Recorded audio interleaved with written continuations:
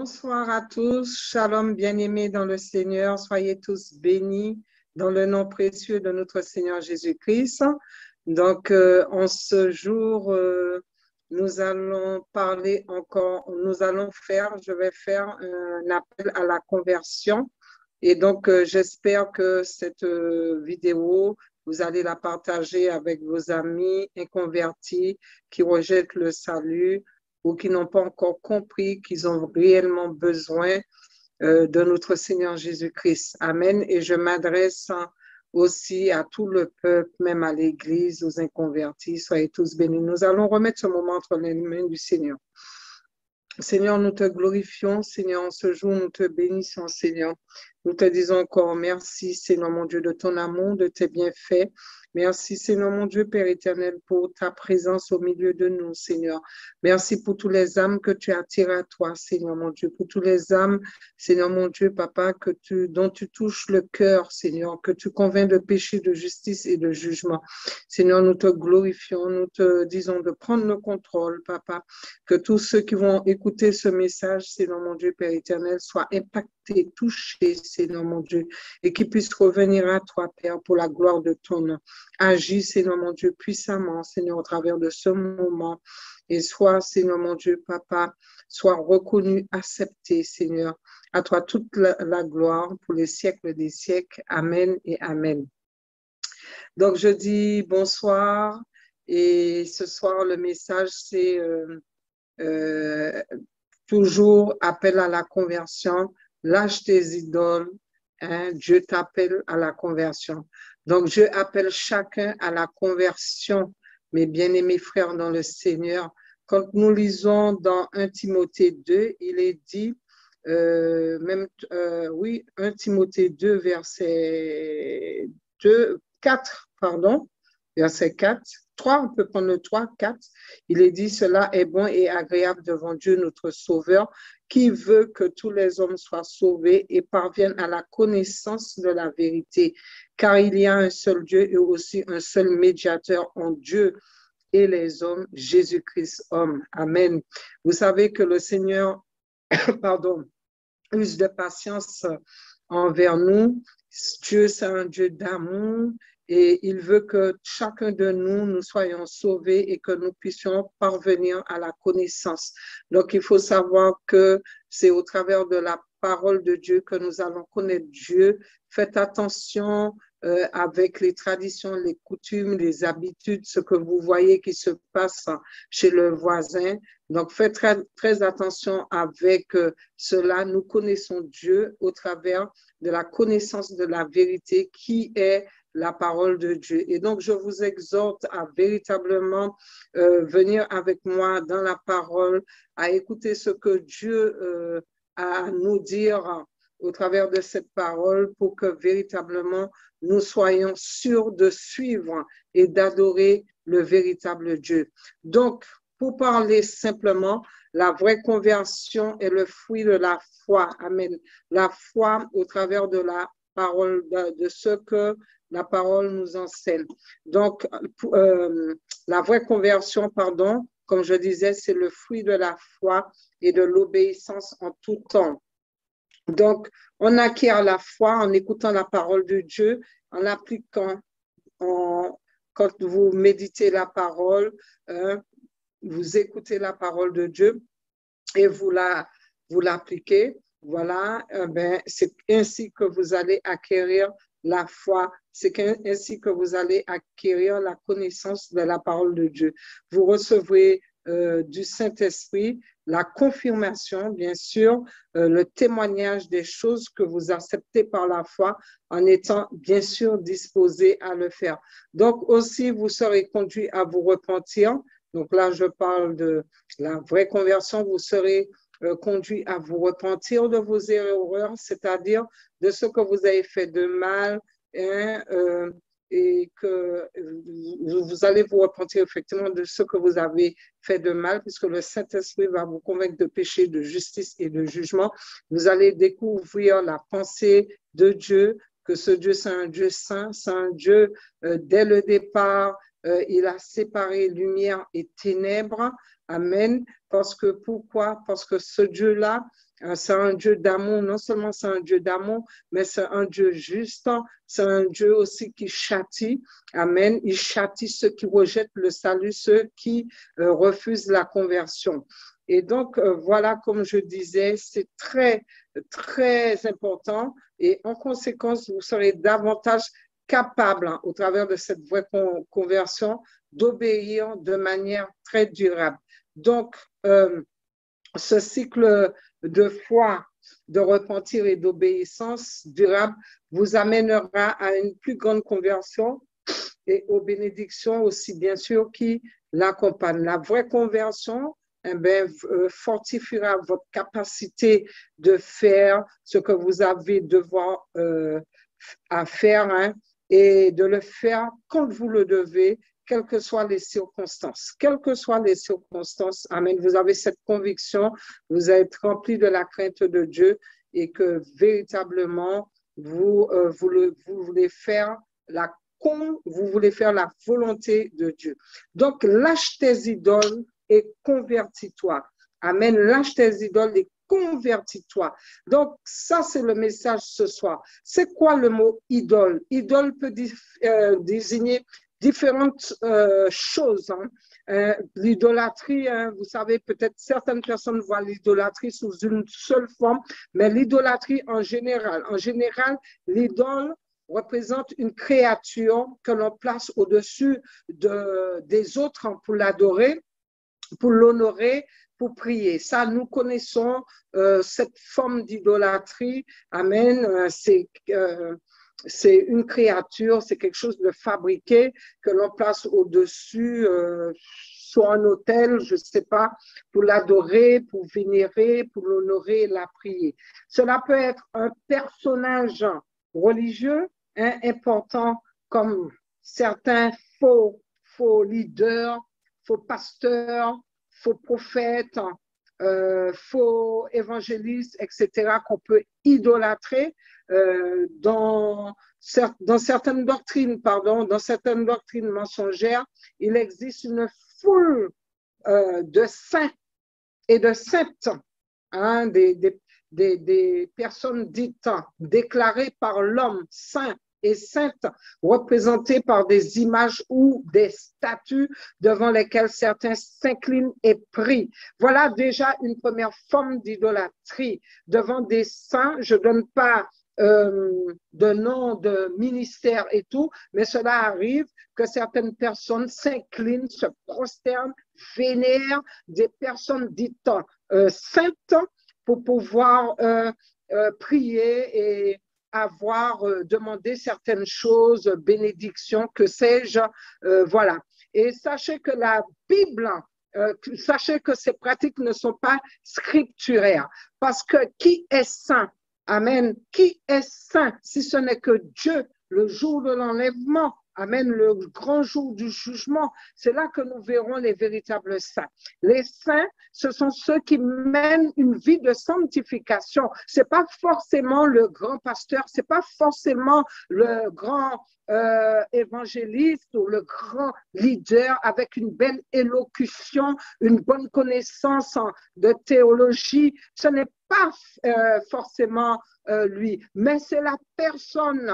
Et c'est l'âme qui mène une vie de sanctification, une vie conformément à la parole de Dieu. Ça peut être toi, ça peut être moi, ça peut être le plus pauvre, comme le riche et Lazare. Lazare, il avait une vie de sanctification puisqu'il s'est retrouvé à sa mort, il s'est retrouvé dans le sein d'Abraham. Donc, vous voyez, saint, ce n'est pas forcément le grand leader que vous voyez qui connaît très bien la parole, qui s'habille pieusement en apparence, mais nous ne savons pas dans le secret ce qu'il fait, ce qu'il ne fait pas. Nous ne savons pas ce qui se passe dans les pensées de son cœur. Donc, permettez-moi de vous dire que les saints, c'est Dieu qui connaît les saints. Et toi, qui que tu sois, tu peux être saint à partir du moment que tu obéis à la parole de Dieu. Donc, les religions qu'on appelle païennes, hein, je dirais cela ainsi, les religions qu'on appelle païennes ont des dieux sous toute forme, un objet de la, donc ça peut être des objets de la nature, ça peut être, on peut dire, des animaux, les astres comme le soleil, la lune, étoile, un arbre sacré, oui, ça peut être un arbre sacré ou d'autres objets de piété servant à la prière. Pour ce qui concerne certaines doctrines, ça peut être des crucifixes, ça peut être le chapelet, ça peut être des médailles, etc., etc. Donc, on parle aussi je vais vous parler aussi d'autres formes d'idoles que nous retrouvons, qui se retrouvent dans la vie des hommes. Ça peut être des artistes, des personnages éminents, politiques ou religieux, ou tous ceux à l'égard duquel est pratiqué le culte de la personnalité. Donc, vous voyez toutes les formes d'idoles qui peuvent se présenter sur cette terre. Il y a aussi une forme d'idolâtrie plus subtile qui consiste à élever une chose, une personne à la première place dans notre vie. Amen. Faisons attention à cette forme d'idolâtrie et qu'on retrouve même dans l'Église. C'est une forme d'idolâtrie qui est très subtile et qui consiste à élever une personne à la première place dans notre vie, à la place de Dieu. Cela peut être votre conjoint, pardon, ça peut être nos enfants, ça peut être aussi nos biens, ça peut être l'argent, ça peut être, je sais pas, une situation, ça peut être un objet à la maison, ça peut être même la télé, ça peut être beaucoup de choses. Et donc, c'est un amour immodéré de certaines choses. Et cela, c'est de l'idolâtrie.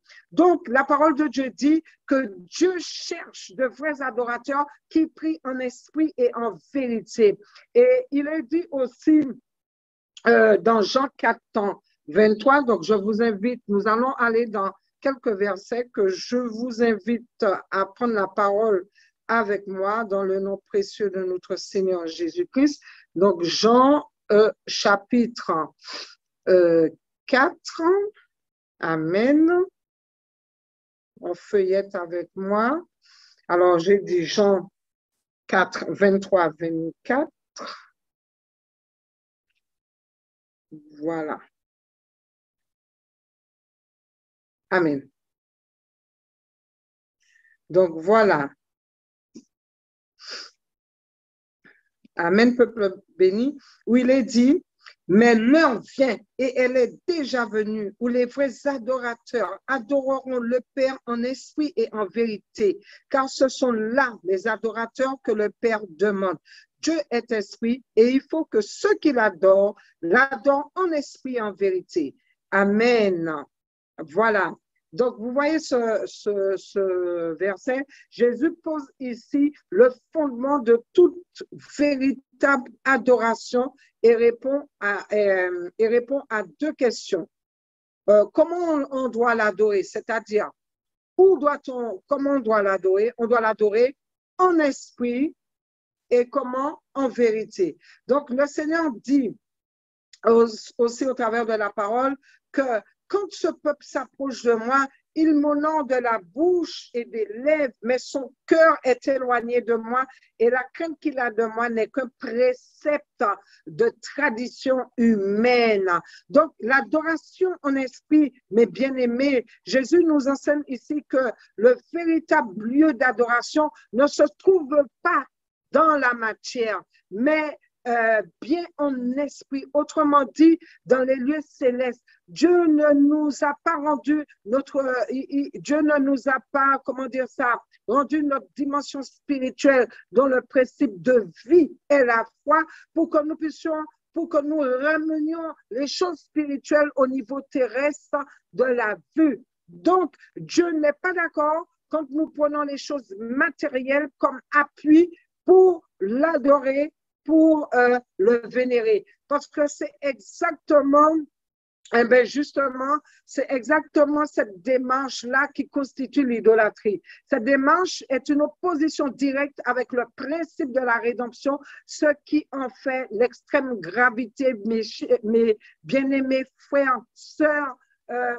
Des fois, nous suivons des traditions, des coutumes et nous pensons que nous sommes en train de bien faire devant Dieu et nous sommes en abomination devant Dieu. Pourquoi? Parce que nous n'avons pas la connaissance comme il faut, vous n'avez pas la connaissance, vous ne méditez pas la parole et vous suivez parce que ça vous plaît. Donc, hélas, malheureusement, je dirais, beaucoup qui se disent chrétiens se comportent comme si Christ seul ne leur suffisait pas. Ils doivent aussi invoquer par exemple aussi le nom de Marie ou celui, comme j'ai dit tout à l'heure, des saints. Certes, je voudrais vous dire, Marie est la mère de notre Seigneur selon la chair et toutes les générations, bien sûr, l'appelleront bienheureuse, mais Marie n'est pas notre sauveur ni notre médiateur. La parole de Dieu ne nous dit pas que Marie est notre sauveur ni notre médiateur. Bien-aimés, je fais cette vidéo parce qu'il y a tellement de personnes qui sont dans l'erreur, tellement de personnes pensent qu'ils sont sur le véritable chemin qui mène au paradis, le véritable chemin qui mène à Dieu, alors qu'ils sont sur un chemin large de perdition, alors qu'ils sont en train d'apporter leur adoration à un Dieu qu'ils ne connaissent pas. Ils sont en train de pratiquer une doctrine mensongère que Dieu n'a pas prescrit, que Dieu n'a rien demandé. Le véritable Dieu, Saint des saints, le Dieu d'Israël, le Dieu d'Abraham, d'Isaac et de Jacob, le Dieu qui a donné son Fils unique afin que quiconque croit en lui ne périsse point, mais qu'il ait la vie éternelle. Le Dieu qui a créé l'homme à partir de la poussière, le Dieu 3 fois saint, Amen, ne connaît pas ses pratiques et il réprimande ses pratiques et il jugera justement ses pratiques. Donc, revenons à Marie. Ce n'est pas Marie qui est morte sur la croix pour expier le péché de l'humanité. Quand il est dit dans la parole, il y a un seul Dieu et aussi un seul médiateur entre Dieu et les hommes. Jésus-Christ, homme qui s'est donné lui-même en rançon pour nous. Donc, vous voyez comment il est très important de connaître la parole de Dieu et de lâcher les idoles et de vous convertir, de revenir à ce véritable Dieu. Dans Deutéronome, nous pouvons aller dans Deutéronome aussi. Alors, je vous emmène dans Deutéronome, Amen, dans l'Ancien Testament. Nous allons aller dans Deutéronome, voilà, chapitre 27.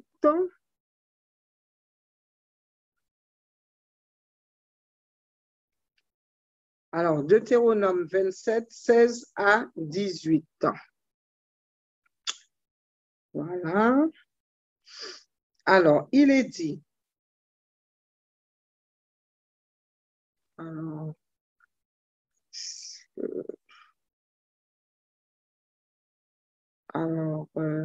j'ai peut-être 27.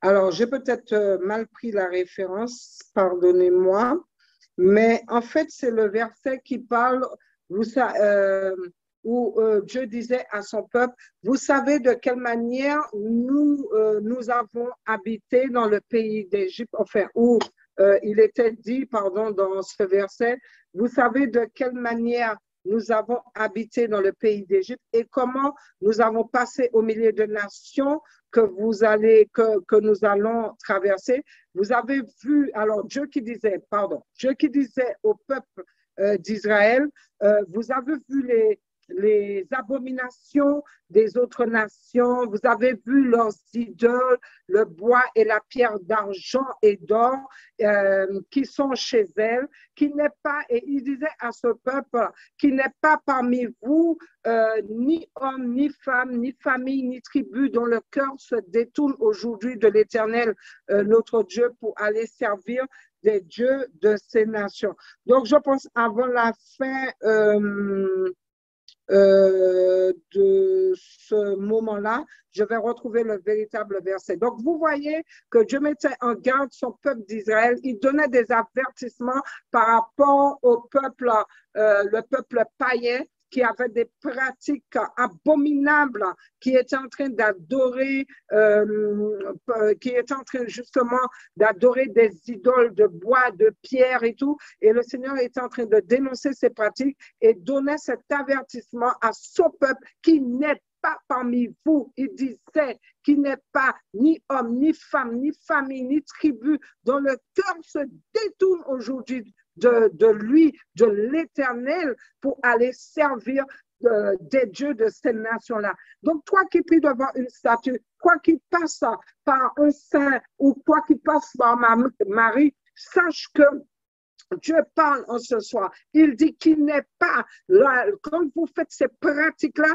vous allez servir des dieux que vous ne connaissez pas. Amen. Parce que Dieu n'est pas là pour, ce n'est pas le véritable Dieu qui reçoit vos prières parce que ce n'est pas la façon dont il demande.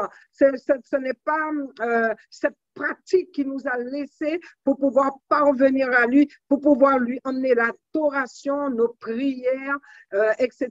Ce n'est pas du tout ces pratiques-là. Donc, il y a certaines personnes, même certaines personnes religieuses, qui pensent et disent qu'une image ou une statue n'est pas vraiment une idole, mais un simple support ou un vecteur pour les aider à la prière.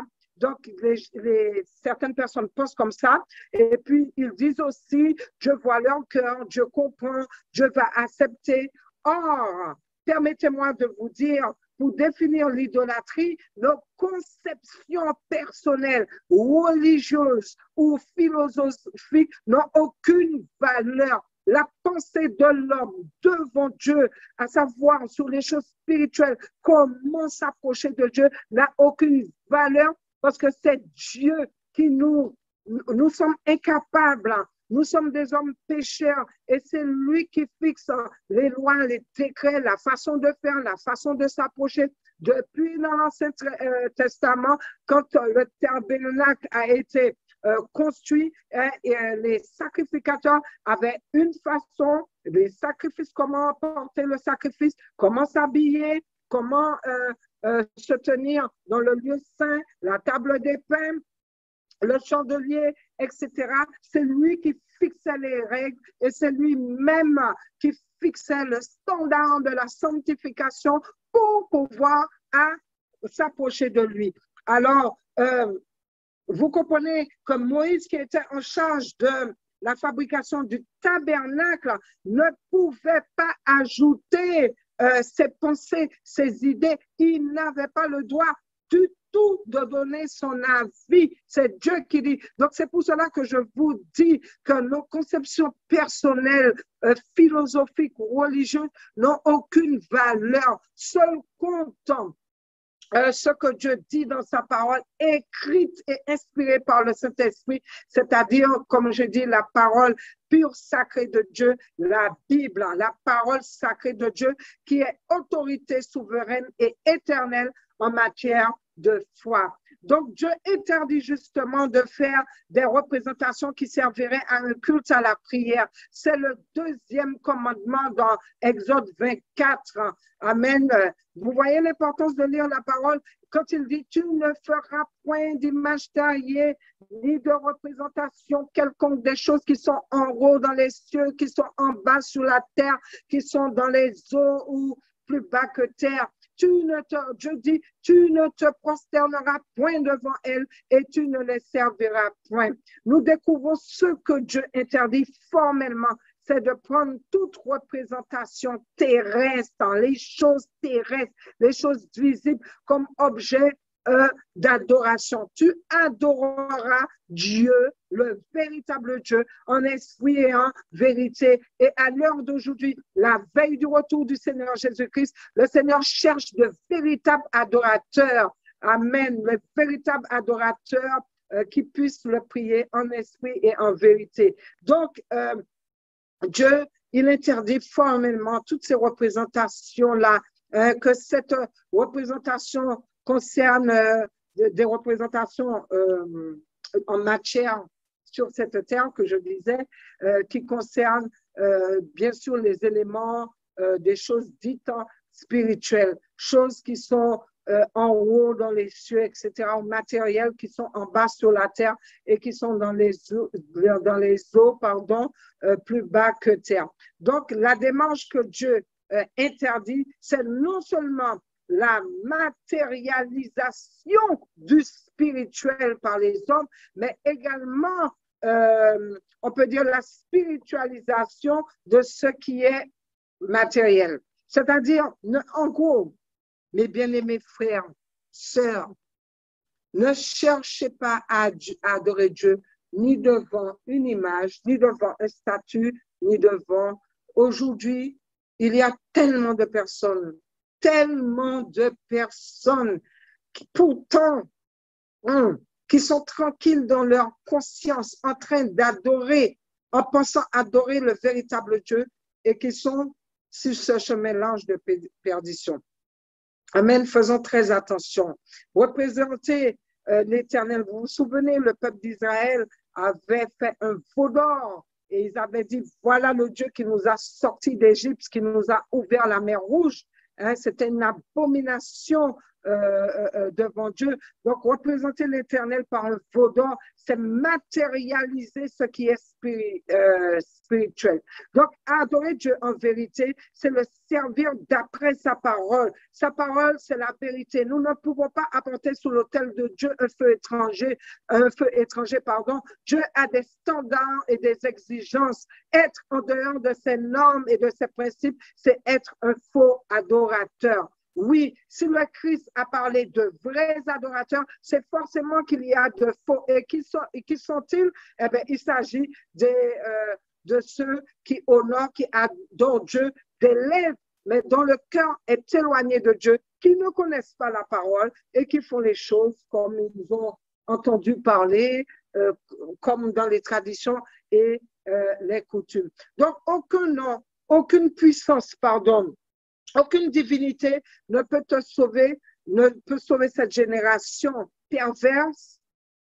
Le seul nom qui sauve, sachez-le, c'est Jésus-Christ. Amen. Qui peut te sauver de tout ce qui se passe sur cette terre? C'est Jésus-Christ. C'est Jésus-Christ. Il est dit dans Actes, je vais vous emmener dans Actes très rapidement. Dans Actes, allons-y dans Actes. Amen. Alors, je vous emmène dans Actes 4. Voilà.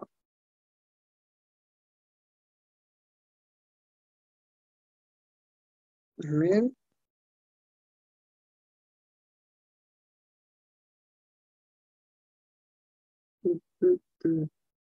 Voilà. Dans Actes 11, dans Actes 4, 11 à 12, il est dit, Jésus est la pierre rejetée par qui? Par vous. Jésus est la pierre rejetée par vous qui baptissez, excusez-moi, et qui est devenue la principale de l'angle.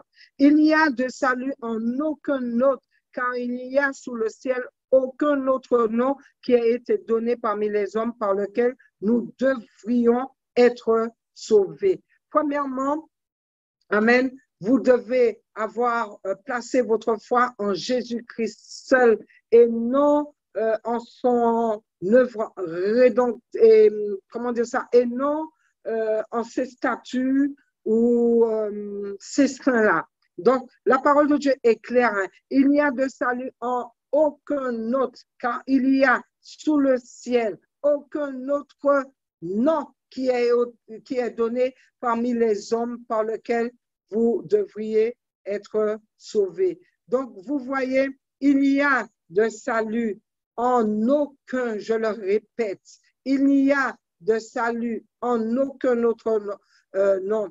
Vous devez avoir reçu le pardon de vos péchés en acceptant le fait que Jésus a donné sa vie pour vous et qu'il a pris votre place, il a pris à votre place, pardon, le jugement qui vous était réservé. Il a porté les péchés du monde entier sur lui afin que nous puissions recevoir le pardon de nos péchés et être réconciliés avec Dieu le Père au travers de notre foi en Jésus-Christ. En confessant d'ailleurs que vous êtes pécheurs, reconnaissez que vous êtes pécheurs, reconnaissez que vous avez besoin d'un sauveur, d'un avocat qui est Jésus-Christ, Jésus-Christ, notre sauveur. C'est lui qui a pris à notre place le jugement qui nous était réservé. Et il a porté le péché, comme je disais, sur lui-même, pour que nous puissions être pardonnés de nos péchés, pour que nous soyons être réconciliés avec Dieu le Père. Amen. Pour que nous puissions avoir la vie sauve. Et il faut que nous puissions demander pardon de nos péchés en croyant que Jésus-Christ, il est véritablement mort, il est ressuscité pour que nous soyons pardonnés du Père. Vous pouvez recevoir ce qu'il a déjà fait pour vous il y a plus de 2000 ans, c'est-à-dire le salut. Vous pouvez le recevoir en ce soir, ce salut qu'il vous tient, qu'il vous tend. Donc, on peut aller aussi dans 2 Corinthiens 5, 19 à 21, où il est dit, car Dieu était en Christ, réconciliant le monde avec lui-même en n'imputant point aux hommes leur offense, et il a mis en nous la parole de la réconciliation. Donc, nous faisons donc fonction d'ambassadeur pour Christ, comme si Dieu exhortait, par nous, nous vous en supplions, la parole de Dieu dit, nous vous en supplions au nom puissant de Christ, soyez réconciliés avec Dieu. Donc ce soir, soyez réconciliés avec Dieu. Convertissez-vous, c'est très important parce que tout ce que nous faisons, même avec les meilleurs, même tout ce que nous faisons, hein, même avec les meilleures intentions du monde, est entaché de péché si nous ne nous convertissons pas. Si nous n'acceptons pas le Seigneur Jésus-Christ, il nous manque l'important. Adam a choisi de désobéir à Dieu. Dès lors, le péché contamine désormais nos actes. Nous avons hérité de cet ADN. Nos paroles, nos pensées, tout en nous est contaminé et nous avons besoin du sang de Jésus pour nous purifier, nous sanctifier, pour être réconciliés avec le Père, pour que nous puissions aussi accéder à Dieu. Il fallait, bien sûr, effacer, il fallait que nos péchés soient effacés et c'est seulement le sacrifice de Jésus, le sang de Jésus qui pourrait nous justifier et nous blanchir de tous nos péchés, Donc, c'est bien pour cela que Dieu a envoyé son Fils unique, prendre nos fautes sur lui à la croix et mourir à notre place. Donc, il est tellement important d'accepter le Seigneur et de vous convertir, puisqu'il est dit dans 2 Pierre 2, 24, 25, 2 Pierre 2, 24, 25 que j'ai recueilli pour vous, il est dit, lui qui a porté lui-même nos péchés en son corps sur le bois, afin que nos péchés, que mort au péché, nous vivons pour la justice. Amen. Lui par les meurtrissures duquel vous avez été guéris, car vous étiez comme des brebis errantes, mais maintenant vous êtes retournés vers le pasteur et le gardien de vos âmes. Donc, vous voyez comment il est très important, mes bien-aimés, je vous encourage à vous réconcilier avec Dieu le Père par son Fils Jésus-Christ de Nazareth, par son Fils Jésus-Christ de Nazareth. Alléluia, je regardais si je retrouvais ce fameux verset, voilà, qui disait dans 1 Pierre 2, 24-25, lui qui a porté lui-même nos péchés en son corps sur le bois, afin que mort au péché, nous vivions pour la justice, lui par les meurtrissures duquel vous avez été guéris, car vous étiez encore des brebis errants, mais maintenant vous êtes retournés vers le pasteur et le gardien de vos âmes. Amen. Il est dit aussi dans Ésaïe 53, 4, 5, vous allez voir la souffrance de Jésus-Christ. Cependant, ce sont nos souffrances qu'il a portées. C'est de nos douleurs qui s'est chargé et nous l'avons considéré comme puni, frappé de Dieu, humilié, mais il était blessé pour nos péchés, brisé pour nos iniquités. Le châtiment qui nous donne la paix est tombé sur lui et c'est par ses meurtrissures que nous sommes guéris. Donc, voilà, vous voyez ces deux versets que je viens de lire. Ceci est le seul et unique moyen de parvenir au salut, c'est Jésus-Christ. C'est Jésus-Christ qui a été à la croix. Il n'y a pas de pardon de péché sans effusion de sang. Sache que mes frères, sœurs bien-aimés, mais surtout les inconvertis, sache que la parole de Dieu, il n'y a pas un seul juste sur cette terre et que nous tous, nous avons péché devant l'Éternel et nous tous, nous avons besoin d'être justifiés et nous tous, si nous n'avons pas Jésus-Christ dans notre vie pour nous justifier, ben c'est le jugement de Dieu qui viendra nous frapper. Donc, c'est bien pour cela que Dieu t'invite ce soir à te convertir et à lâcher tes idoles. Peut-être que tes idoles, c'est le monde. Peut-être que tes idoles, c'est un péché, le péché de la fornication. Il y en a qui refusent la conversion à cause du fait qu'ils ne veulent pas lâcher leur vie de concubinage ou leur vie de prostitution tout simplement, ou leur vie, que sais-je, mondaine, parce qu'ils se disent, ils sont jeunes, ils sont en pleine santé, ils ont tout, ils n'ont pas besoin de Dieu. Mais j'aimerais te dire, si tu n'as pas Dieu dans ta vie, tu n'as rien du tout, tu es pauvre, tu es aveugle, tu as besoin du collier de Dieu. Tu as besoin de ces choses. Tu es malade spirituellement. Tu as besoin de retrouver le véritable Dieu. Et c'est le seul et unique moyen pour parvenir au salut, c'est d'accepter le Seigneur Jésus-Christ. Toute autre chose enseignée, permettez-moi de vous dire que toute autre chose enseignée ou dite par les hommes qui est contraire à la parole de Dieu, n'est pas scripturaire. Les actions que nous pouvons faire jour après jour pour aller à l'église régulièrement, confesser nos péchés à un homme, hein. Peut-être tu vas confesser tes péchés à un homme ou à un prêtre, à la Vierge Marie, que sais-je, à Joseph ou bien d'autres saints qui pourraient être nommés, ne peuvent rien faire pour personne. Tout enseignement qui contredit ce que dit la Bible est faux et c'est tout simplement une hérésie. Donc, Dieu met en garde que les idolâtres vont être jugés. Il est dit, attention, attention, Dieu dit dans sa parole que les idolâtres, ils vont être jugés. Il est dit, alors, quand Dieu dit, je suis l'Éternel, ton Dieu qui te fait sortir d'Égypte, de la maison d'Israël, et tu n'auras pas d'autre Dieu devant moi. Tu ne te feras pas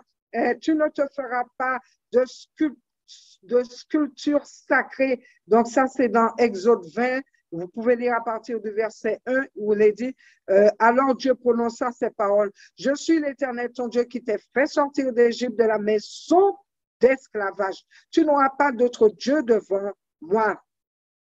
Tu ne te feras pas de sculpture sacrée, ni de représentation de ce qui est en haut dans le ciel, en bas sur la terre et dans les eaux, plus bas que terre. Et il dit aussi, tu ne te prosterneras pas devant elles et tu ne les serviras pas. Car moi, l'Éternel, ton Dieu, je suis un Dieu jaloux. Je punis la faute des pères sur les enfants jusqu'à la 3e et 4e génération de ceux qui me détestent. Et j'agis avec bonté jusqu'à 1000 générations envers ceux qui m'aiment et qui respectent mes commandements. Donc, sachez-le bien, que les idolâtres n'hériteront pas le royaume de Dieu. Il est même dit aussi, je vous emmène dans 1 Corinthiens 6, verset 9. Oui, ce soir, je vous emmène pas mal dans la parole de Dieu, où il est dit, ne savez-vous pas que les injustes n'hériteront pas du royaume de Dieu? Ne vous y trompez pas. ni ceux qui vivent dans l'immoralité sexuelle, ni les idolâtres, ni les adultères, ni les travestis, ni les homosexuels, ni les voleurs, ni les hommes toujours désireux de porter plus, ni les ivrognes, ni les calomniateurs, ni les exploitateurs n'hériteront du royaume de Dieu. Amen. Et il est même dit, et c'est là ce que vous étiez. Certains d'entre vous, vous avez été lavés, mais vous avez été déclarés saints, mais vous avez été déclarés justes au nom du Seigneur Jésus-Christ et par l'Esprit de notre Dieu. Amen. Donc, Dieu parle et sa parole, c'est oui et amen. Qui est-ce qui aime la souffrance sur cette terre? Personne n'aime la souffrance sur cette terre. Quand nous sommes malades, eh bien, voyez comment tout le monde court chez le médecin parce que nous voulons avoir la bonne santé, nous voulons être confortables, nous voulons être bien, mais vous voulez ce moment de complaisance pour un laps de temps parce que nous sommes pèlerins sur cette terre. Nous allons partir, nous allons passer de l'autre côté, que nous le voulions ou pas. Nous avons rendez-vous avec la mort. Toi, moi, le bébé qui est en train de naître et qui est même dans le ventre de sa mère, nous tous, nous avons rendez-vous avec la mort. Et nous, cette génération, sans doute, nous avons rendez-vous avec l'enlèvement. Amen. Et Dieu parle qu'il y a un jugement qui va se faire et tomber sur la main puissante de ce Dieu que nous pensons qui est que Dieu d'amour. C'est terrible. C'est terrible. C'est pas parce que Dieu nous fait grâce. C'est pas parce qu'il a envoyé son Fils unique à la croix pour nous sauver. C'est pas parce qu'il est miséricordieux que Dieu tolère, que Dieu accepte le péché, accepte la pratique de l'iniquité. Sa grâce est là pour nous enseigner la vérité, pour que nous puissions changer de conduite, changer de comportement, pour que nous puissions l'accepter, nos yeux spirituels puissent s'ouvrir et que nous puissions prendre conscience que nous avons besoin de Dieu. Nous avons besoin d'un sauveur qui est Jésus-Christ de Nazareth et rien d'autre. Amen. Et j'aimerais bien vous dire ce soir, méfiez-vous des doctrines nouvelles et étrangères sur un Dieu inconnu des Écritures saintes et sur l'enfer et l'éternité du châtiment, parce que, bien sûr, comme disait le plus puissant prophète des nations, l'ennemi a banalisé l'enfer. Il y en a même qui pensent qu'ils vont danser en enfer, ils iront retrouver certains artistes en enfer, ils pensent que c'est la belle vie. Méfiez-vous de ces doctrines nouvelles, étranges, mensongères, pardon, des dieux inconnus. Méfiez-vous de la fabrication, bien sûr, de votre propre Dieu. Un Dieu qui est toute miséricorde, mais pas juste. Un Dieu qui est tout amour, mais il n'est pas saint. Un Dieu qui a un paradis pour tout le monde, mais un enfer pour personne. Un Dieu qui peut permettre au bien ou au mal d'être côte à côte dans le temps, mais ne fera aucune distinction entre le bien et le mal dans l'éternité. Un tel Dieu est une idole de votre propre imagination. Et j'aimerais vous dire, méfiez-vous de ces doctrines nouvelles étrangères. Méfiez-vous, mes bien-aimés, de votre fabrication, de votre propre Dieu. Beaucoup ont créé leur propre Dieu. Amen, qui n'a rien à voir avec le Dieu de la Bible. C'est aussi vrai, une fois, par exemple, de telle fabrication de Dieu, c'est une forme d'idole de votre propre imagination. C'est aussi vrai qu'une idole, comme n'importe quel, je ne sais pas, animal, crocodile, serpent, je ne sais pas quel dragon, que sais-je, dans un temple égyptien, une idole aussi vraie que jamais, moulée en éton, en argile, que sais-je, des mains de votre propre imagination. Là, nous ne parlons pas de l'idole sculptée par les mains de l'homme, mais un Dieu sculpté par votre propre imagination et sentimentalité. Oui, Beaucoup ont créé un Dieu. Ils ont sculpté un Dieu par leur propre imagination qui va dans le sens de leur vie, dans le sens de cette vie de corruption, dans le sens de cette vie charnelle, dans le sens de cette vie de complaisance. Pardon. Au fait,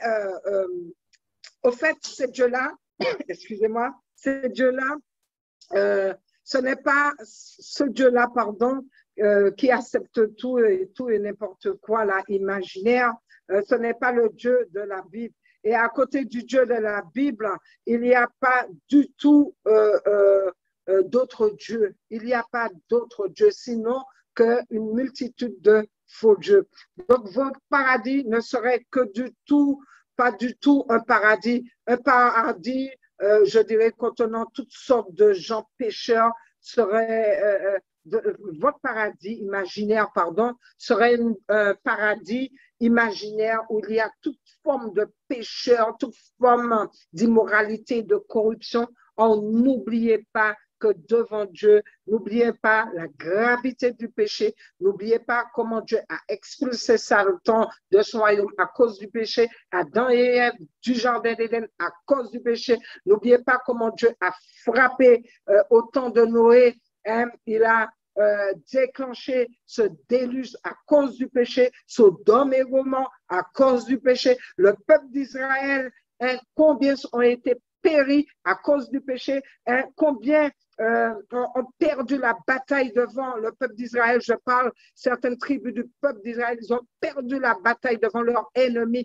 à cause de la désobéissance. N'oubliez pas comment Dieu a menacé Ninive, mais Ninive, il s'est repenti. Ils ont tous compris qu'il fallait une repentance, qu'il fallait qu'ils adorent ce véritable Dieu. De la Genèse à l'Apocalypse, nous voyons que Dieu, amen, le Dieu véritable n'a jamais accepté la désobéissance. Méfiez-vous d'être sage au-dessus de ce qui est écrit. Méfiez-vous, amen. Beaucoup veulent suivre leur cheminement avec Dieu sans méditer la parole de Dieu. Vous connaissez tout, vous savez tout, hein, vous avez appris tout avec vos parents, vous avez pris tout avec X ou Y. Vous n'avez pas besoin de la parole. Méfiez-vous d'ajouter ou de retrancher dans la parole de Dieu. La parole de Dieu dit, méfiez-vous d'être sage au-dessus de ce qui est écrit. Méfiez-vous de former votre propre théorie, fantaisiste, puis d'essayer de faire correspondre la Bible avec elle. Méfiez-vous de faire des sélections dans votre Bible selon vos goûts en refusant tout ce que vous pensez être amer pour votre chair. Amen. En saisissant tout ce que vous pensez être agréable, être à l'eau de rose. Et vous prenez tout ce qui est doux pour votre vie, tout ce qui correspond à votre vie et vous rejetez tous les autres. Méfiez-vous à cela. Faites attention parce que la vérité de Dieu, la parole de Dieu dit qu'il ne changera pas sa parole. Ce soir, le Seigneur appelle à la repentance. Parce que il appelle à la repentance et il appelle à la conversion. Il vous dit ce soir, lâchez vos idoles et revenez à la conversion. Toi qui pensais que tu étais converti, toi qui pensais que tu étais nouveau-né, toi qui pensais que tu étais sur le véritable chemin, toi qui pensais que tu étais enfant de Dieu, alors que tu es dans une idolâtrie, tu es dans des pratiques qui ne sont pas scripturaires, dans des pratiques abominables, dites abominables devant Dieu, qui n'ont rien à voir avec la pensée de Dieu. Sache que Dieu donne un avertissement. Il dit que l'idolâtrie est grave pour plusieurs raisons. Pourquoi? Parce que l'idolâtrie, c'est un outrage à Dieu. L'Éternel, le Tout-Puissant, le Créateur du ciel et de la terre, qui est esprit invisible, c'est le seul vrai Dieu. C'est un outrage à Dieu, l'idolâtrie. Elle est une injustice parce que la parole de Dieu dit que la colère de Dieu, il est dit, nous allons lire cela, excusez-moi, oui, il est dit, dans Romains 1, 18, 23, il est dit que la colère, que vous pourrez lire, que la colère de Dieu se révèle du ciel contre toute impiété et toute injustice des hommes qui rejettent injustement la vérité captive. Et puis, il dit un peu plus loin, ils ont changé la gloire de Dieu incorruptible en image représentant l'homme corruptible, des oiseaux, des quadrupèdes et des reptiles. Donc, vous pouvez lire dans Romains 1, juste de 18 jusqu'à 23. Il faut savoir que l'idolâtrie, c'est un culte mensonger qui entraîne ceux qui la pratiquent vers une piété qui peut être soi-disant sincère, mais en réalité est superstitieuse et vaine. Amen, vaine. Dans Jérémie 16, 19, il est dit, les nations viendront à toi des extrémités de la terre et elles diront, nos pères ont hérité que le message de vaines idoles qui ne servent à rien. Amen. Sachez que l'idolâtrie est un culte rendu aux démons. Je vous invite à lire 1 Corinthiens 10, 14 à 22. Et Dieu, il jugera les idolâtres. Lisez, je vous laisse quelques versets, mes bien-aimés, dans 1 Corinthiens 6 à 9, dans Apocalypse 22, 15, dans Jonas 2, 8. Ceux qui s'attachent à de vaines idoles éloignent de la miséricorde. Amen. Dieu, amen, a toujours mis son peuple en garde contre la tentation des idoles. L'idolâtrie, que ce soit sous l'ancienne alliance avec Israël, puis sa sortie d'Égypte, ou sous la nouvelle alliance avec l'Église de Christ, Dieu a toujours mis son peuple. Il a mis en garde par rapport à cela. Amen. J'aimerais vous emmener pour conclure dans Éphésiens 2, 4 à 9, enfin que je vous laisse lire, que ce n'est que par la grâce que nous sommes sauvés. Par conséquent, nous sommes sauvés, bien sûr, lorsque nous mettons notre foi en Christ, en réalisant que c'est par son seul sang que nous avons le pardon de tous nos péchés présents ou futurs. Donc, voilà le message que j'avais à vous porter en ce soir. Il a été long sans même que je me rende compte, mais que Dieu vous bénisse. Partagez cette vidéo. Vous devez vous convertir. Amen. Nous sommes là pour vous aider. Vous pouvez nous joindre par Facebook, via Messenger. Donc, vous avez mon Facebook, Bishop Gina Rena, ou aussi la prière en ligne. Nous allons porter ce thème à la prière en ligne, avec la diaconesse et Jeanne, aider le peuple à lâcher leur idole, leur faux Dieu, pour que le véritable réveil puisse venir et que les vrais adorateurs que Dieu cherche puissent se manifester pour la seule gloire de notre Dieu. Amen. Nous allons conclure, nous allons prier, mais surtout, je vous invite à la prière en ligne qui va se faire soit demain, vous pouvez déjà vous connecter à la prière en ligne, où je pense que la sœur Edjan va faire passer. En fait, c'est la prière en ligne dans Facebook. C'est la prière au quotidien, pardon. C'est la prière au quotidien.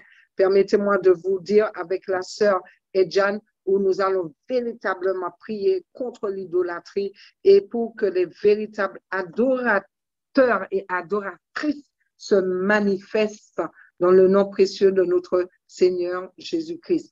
Éternel, nous te bénissons, nous te glorifions, nous te disons merci, Seigneur mon Dieu, pour ces paroles, Seigneur mon Dieu, pour ce moment de prédication éternelle, roi des rois. Nous savons que l'ennemi est là pour tromper. L'ennemi, Seigneur mon Dieu, est en train d'exercer son ministère, Seigneur mon Dieu. Combien il est en train de tromper ton peuple, Seigneur mon Dieu, Papa Yahweh. Et tu as dit, Seigneur mon Dieu, que tu ne donneras pas ta gloire à quiconque, Seigneur. Seigneur, tu connais ce peuple, Seigneur mon Dieu, qui pense t'adorer, Seigneur mon Dieu, Père éternel, alors qu'ils sont devant des idoles, Seigneur mon Dieu.